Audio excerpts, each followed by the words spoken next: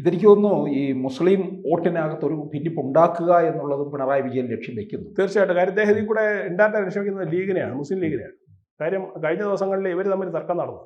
സമസ്ത പറഞ്ഞത് ഈ ജമാഅത്തെ ഇസ്ലാമിയായിട്ട് കൂട്ടുകൂടുന്നത് കൂടെ നല്ല പരിപാടിയല്ല, ലീഗ് അതുകൊണ്ട് ശ്രദ്ധിക്കണം എന്ന് സമസ്തയിൽ നിന്ന് ഒരു സ്റ്റേറ്റ്മെൻറ്റ് വന്നിരുന്നു. അപ്പോൾ ലീഗ് ഈ പറഞ്ഞതുപോലെ മതേതരം എന്ന് പറയുന്ന ഒരു പാർട്ടിയാണല്ലോ. അപ്പോൾ ആ മതേതര പാർട്ടിയെ ഇനി അടുപ്പിക്കാൻ പറ്റുമോ എന്നാണ് പിണറായി ഇപ്പോൾ നോക്കുന്നത്. ജമാഅത്തെ ഇസ്ലാമെ മാറ്റി നിർത്തിയിട്ട് ലീഗിന് അടുപ്പിക്കാൻ പറ്റുമോ എന്നുള്ളതാണ്. കാരണം തെരഞ്ഞെടുപ്പ് രംഗം ഓരോ ദിവസം കഴിയുന്തോറും ഇപ്പോൾ ഇനി ഒരു 6-7 മാസമേ ഉള്ളൂ അസംബ്ലി തെരഞ്ഞെടുപ്പിലേക്ക്. അപ്പോൾ തുടർ ഭരണം വീണ്ടും ഉറപ്പാക്കണമെന്നുണ്ടെങ്കിൽ ഇപ്പോഴുള്ള സാഹചര്യത്തിൽ CPM വലിയ ബുദ്ധിമുട്ടാണ്, അത് അദ്ദേഹത്തിനും അറിയാം. അതുകൊണ്ട് ഇനി അവിടുന്ന് ആരെങ്കിലും അടർത്തിയെടുക്കാൻ കഴിയുമെന്നുള്ളതാണ് UDF-ൽ നിന്ന്.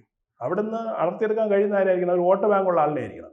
വോട്ട് ബാങ്ക് എന്ന് പറയുന്നത് അവിടെ ഉള്ളത് ലീഗിനാണ്. അപ്പോൾ ലീഗിനെ എങ്ങനെ അടുപ്പിക്കാം എന്നുള്ളതിൻ്റെ ഒരു ദുഷ്ടലാക്കും കൂടി ഇദ്ദേഹത്തിൻ്റെ സ്റ്റേറ്റ്മെൻറ്റിൽ ഉണ്ട് എന്നാണ് മനസ്സിലാക്കുന്നത്. കാരണം ജമാഅത്തെയും അതുപോലെ തന്നെ SDPയെയും തള്ളിപ്പറഞ്ഞാൽ ലീഗ് ഒന്ന് ഇങ്ങോട്ട് ചായും എന്ന ഒരു ലക്ഷ്യം ചിലപ്പോൾ മുഖ്യമന്ത്രിക്ക് ഉണ്ടാവാം. അതുകൊണ്ടാണ് ഇങ്ങനൊരു സ്റ്റേറ്റ്മെൻറ്റ് നടത്തിയത്. കൂടുതൽ വാർത്തകളും വിശേഷങ്ങളും നിങ്ങളിലേക്ക് എത്താൻ ABC മലയാളം സബ്സ്ക്രൈബ് ചെയ്യുക, ബെൽ ബട്ടണും അമർത്തുക.